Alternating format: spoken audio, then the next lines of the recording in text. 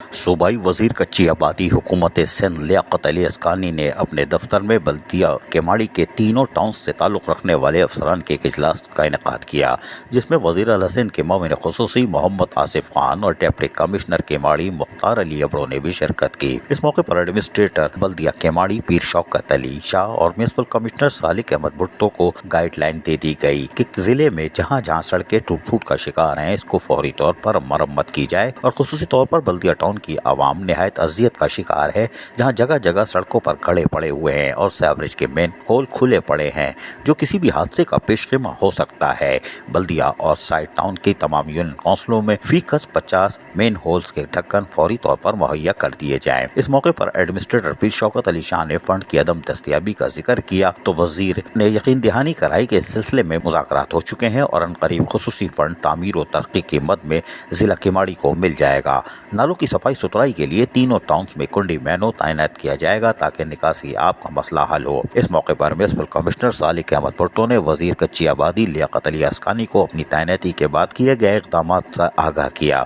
और कहा कि बल्दिया केमाड़ी के तमाम मुलाजमीन इनके ओहदे और मुर्तबे के मुताबिक काम लिया जाएगा और एक अच्छी एडमिनिस्ट्रेशन का क़याम अमल में लाया जाएगा और ऐसे तमाम अफसरान को जो एडिशनल चार्ज लिए हुए हैं, इनकी जगह काबिल अफसरान को तैनात किया जाएगा और आने वाले औकात कार को यानी मुलाजमत के उसको पाबंद बनाया जाएगा। अजीज आरिफ, KBS बल्दिया न्यूज़ कराची।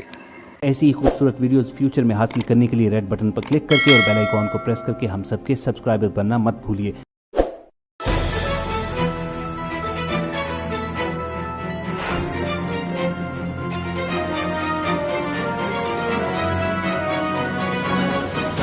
KBS